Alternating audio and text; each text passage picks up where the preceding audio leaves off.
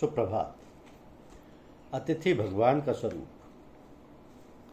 अतिथि भगवान का स्वरूप। अतिथि भगवान का स्वरूप है। द्वार पर आए हुए अतिथि भूखे रहें तो यजमान के पुण्य का क्षय होता है।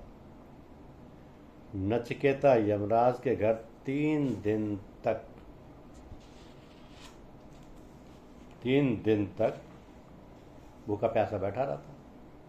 यमराज ने आकर पूछा कि तुमने क्या खाया इन 3 दिनों में? तो उसने कहा, आपका पुण्य। मनुष्य शरीर की अपेक्षा आंख और मन से अधिक पाप करता है।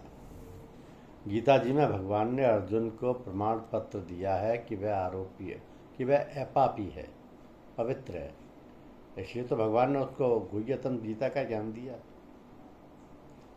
एक बार रात के समय उर्वशी अर्जुन से मिलने आई।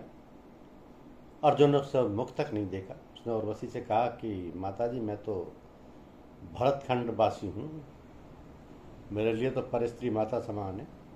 एकांत में जो काम को पराजित करे वही वीर है, वही धीर वीर है। युधिष्ठिर ने कहा, मुझे पूरा भरोसा है कि परस्त्री गमन का पाप अर्जुन नहीं कर सकता। फिर भी वो आज इतना निस्तेज क्यों है? मुझे तो ये लक्षण कलयुग के लगते हैं। तो धर्मराज युधिष्ठिर अर्जुन से पूछते हैं, तेरे आत्मस्वरूप परमात्मा श्री कृष्ण कुशल देते हैं ना? वह द्वारका में ही है क्या? अर्जुन ने कहा, क्या बताऊं भाई, मेरे प्रभु ने मेरा त्याग कर दिया। जिन्होंने लाक्षागृह से हमें बचाया था वे तो अब स्वधाम पधारे हैं। प्रभु मुझे अंतकाल में अपने साथ नहीं ले गए। उन्होंने मुझसे कहा था कि तू जब मेरे साथ आया ही नहीं था तो फिर मैं तुझे अपने साथ कैसे ले जा सकता हूँ? मैंने तुझे गीता शास्त्र का जो दिव्य ज्ञान दिया है वही तेरी रक्षा करेगा। बड़े भैया, आज तक मैं कभी हारा नहीं था, किंतु कृष्ण विरह से व्याकुल हुआ मैं आज द्वारका से लौट रहा था तो रास्ते में भीड़ लोगों ने मुझे लूट लिया। मुझे अब लगता है कि मुझ में जो शक्ति थी वह मेरी नहीं थी, किंतु द्वारकाधीश की थी, और उनके चले जाने से वह शक्ति भी चली गई। मुझे प्रभु के उन अनंत उपकारों की याद आ रही है।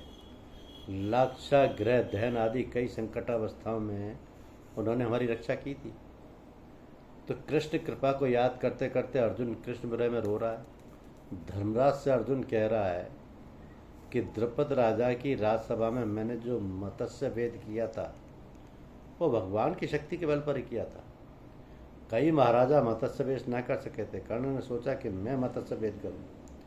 कृष्ण ने सोचा कि कर्ण ने मत्स्य भेद कर दिया तो मेरा अर्जुन रह जाएगा और द्रौपदी कर्ण की हो जाएगी। ऐसा सोचकर ही श्री कृष्ण ने सभा में कर्ण का अपमान करवाया। श्री कृष्ण ने एक दासी को द्रौपदी के पास भेजा। तभी द्रौपदी ने हीन जाति के कर्ण से विवाह करने से इनकार कर दिया था।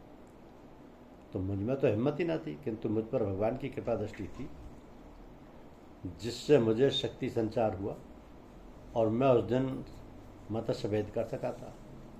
तो लाक्षागृह की आग में पांडव जलकर मर गए हैं ऐसा मानकर दुर्योधन ने तो उनका श्राद्ध भी कर दिया था।